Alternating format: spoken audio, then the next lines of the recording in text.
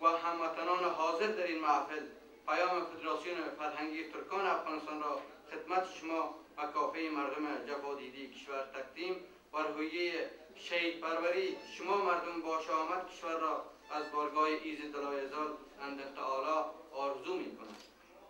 پیام فدراسیون فرهنگی ترکان افغانستان ففتا به مناسبت 15مین سالگشت شهادت مظلومانه شهید استاد عبدالعلی مزاری، جانمایه تکاملی هستی کتله های بزرگ انسانی در هر مرحله از تاریخ با اساره های فکری و راهنمودهای عملی دوران حیات آن شخصیت های بزرگی آبیاری می شود که در دامان مردم و جامعه خویش تولد و پرورش یافته و بیشتر از هر طبیبی با علاج دردها و نیازهای مردم خود آشنا و بیشتر از هر کس دیگری هم معنی آن دردها و نیازها را درک می کند. زنده یاد شهید استاد عبدالعلی مزاری، آن فرزند آهگاه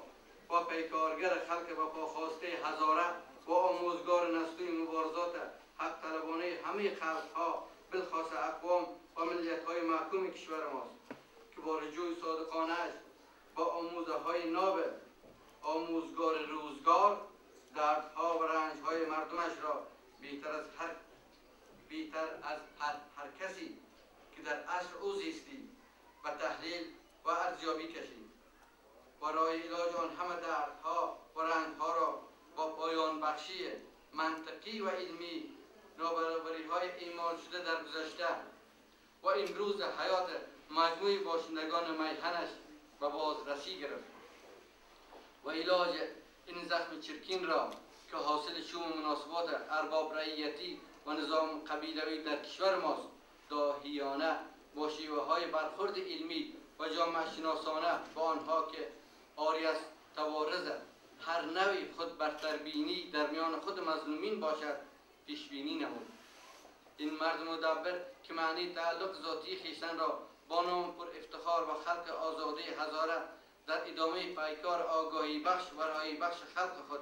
در جهت پایان بخشی خودفراموشی های اجباری مردمش و رجوع ایثارگرانه خودشناسانه ایشان و سنگر آزادی و حق طلبی و دور از هر نوع مدعای خود برتربینی دریافته بود.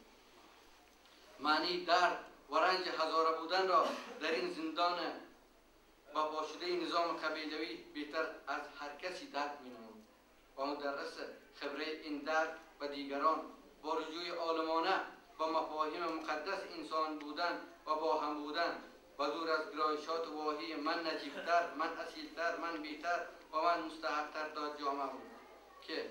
خود عامل کشنده همزیستی عادلانه انسانها و بالاخره علت العلل همه جنگ‌ها و منازعات مجموعی جامعه بشری من جمله کشور ما افغانستان محسوب می شود. اکنون 15 سال تمام از آن روزگار سیاه و شومی می‌گذرد که شهید عبدالعلی مزاری آن را مرد میدان مبارزات عدالت خواهی خلق و خواسته هزاره و دیگر خلق‌های محکوم کشور جان شیرینش را هدیه رای آزادی مردمش ساخت و دشت خیمان بی مروت قبیله پرستی یک بار دیگر در معرکه امتحان اعتماد در تاریخ پیمان بشکستند و خون یکی از پاکترین فرزندان خلق جفادیدی هزاره را که هیچ آرزویی بجز از دستیابی به حق و عدالت در زندگی برباد رفته و تغییر شده مردمش در دل نداشت بی‌رحمانه آماج تیغ بیداد خویش ساخته و گمان بردند که آخرین سنگر مقاومت خلق‌های اسیر و محکوم این سرزمین را در هم شکستند. مگر حقایق روزمره زندگی مردم را در ارتباط با اصل‌های زرین تجارب و مبارزاتی دیگر خلق‌های محکوم و در بند جهان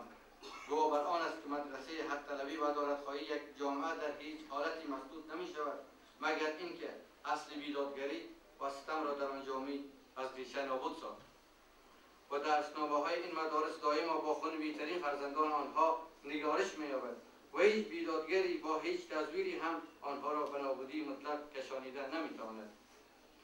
چنانچه همین اکنون ما شاهد آن هستیم که اگر از یک طرف معامله‌گرانی مصروف داد ستدهای میان خودی با وسیله سازی نام و عنوان آن پاک بازان تاریخ هم، از جانب دیگر هم فرزندان راستین خلقها و پیروان صدیق آن جان گفتگان یک لحظه هم از فکر رهایی مردم خود از زیر یوغ